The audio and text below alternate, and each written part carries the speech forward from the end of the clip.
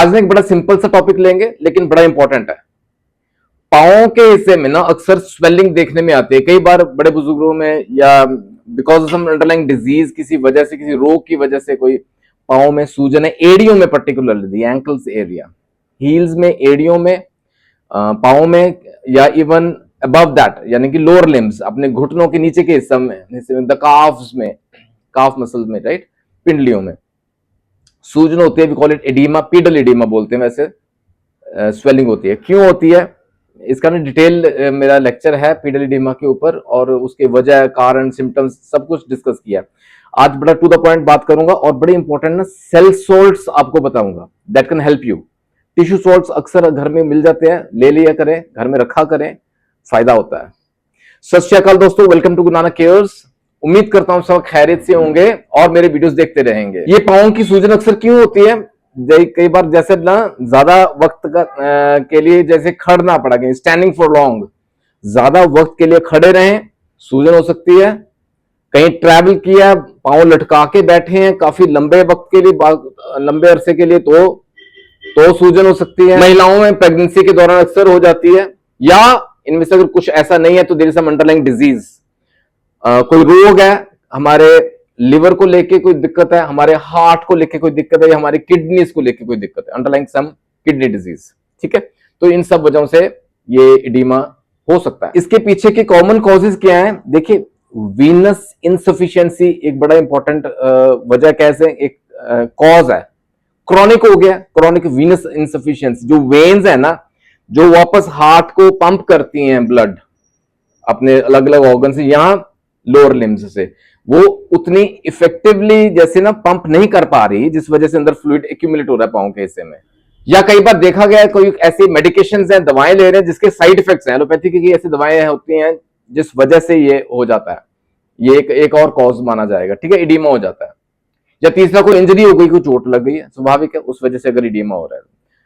इसमें भी ना इन शॉर्ट बताता हूं, जैसे इडीमा सिंपल इडीमा है, एक बोलता है पिटिंग इडीमा। जैसे अगर जो सूजन वाला एरिया है ना, उस हिस्से में अगर आप उंगली से दबाएं कुछ सेकंड से लेके कुछ मिनट तक, वो एक गड्ढा सा बन जाता है। We call it pitting oedema.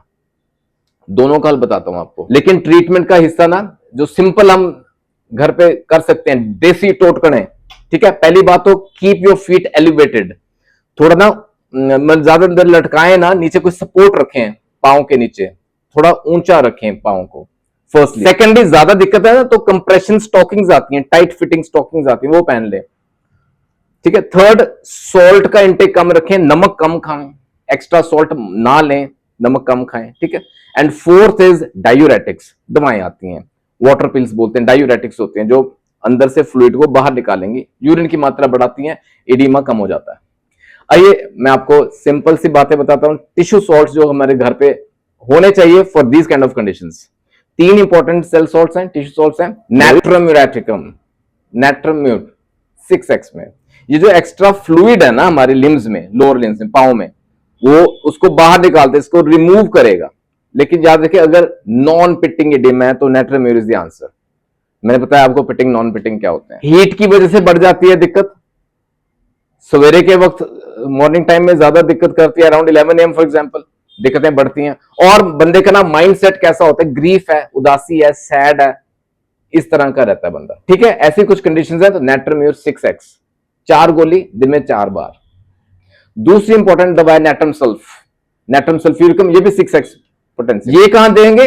वही लेग्स में स्वेलिंग रह रही है और पिटिंग एडेमा रहता है, जहां गड्ढा बनता है, पिटिंग एडेमा, राइट। और जो कोल्ड में दिक्कतें बढ़ती हैं, डैम्प वेदर में दिक्कतें बढ़ती हैं, जैसे ना मॉइस्चर कंटेंट बहुत ज्यादा है हवा में, या सीलन है जहां रहता है बंदा, उस घर में, दीवारों में होता है ऐसा कई बार, या मौसम ऐसा है, तो बिकॉज ऑफ दीज थिंग्स ये एग्रेवेशन होती है, दिक्कतें बढ़ती हैं। Natrum sulph is the answer. और तीसरी इंपॉर्टेंट दवा है सेलिशिया। सेलिशिया, ये भी 6x टैबलेट्स में, डोज तीनों की सेम है, 4 गोली दिन में 3 से 4 बार दें, depending on the condition.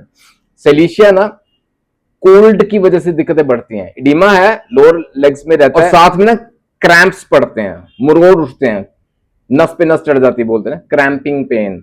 Oedema के साथ क्रैम्पिंग होती है और आइसी कोल्ड, जैसे ठंडे पसीने आते हैं, ठंडे स्वेट आते हैं और ठंडी में दिक्कतें बढ़ती हैं, कोल्ड की वजह से, वेदर की वजह से, मौसम में दिक्कतें। इसमें ये भी ऑब्जर्व किया गया, जैसे मून के फेजेस आते हैं ना, उसमें बदलाव आता है, वैसे इसकी दिक्कतें बढ़ती हैं, एग्रवेशन होती है।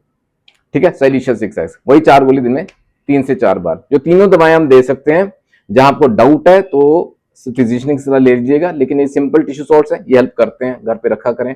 अगर ऐसे कुछ इडीमा की दिक्कतें रह रही हैं, पाँव में सूजन रहती है, these 3 tissue salts are extreme help. उम्मीद करता हूं इससे आपको फायदा होगा। I pray for your good health. जल्दी मिलेंगे अगले वीडियो में, ख्याल रखिएगा जरूर। Take care, God bless.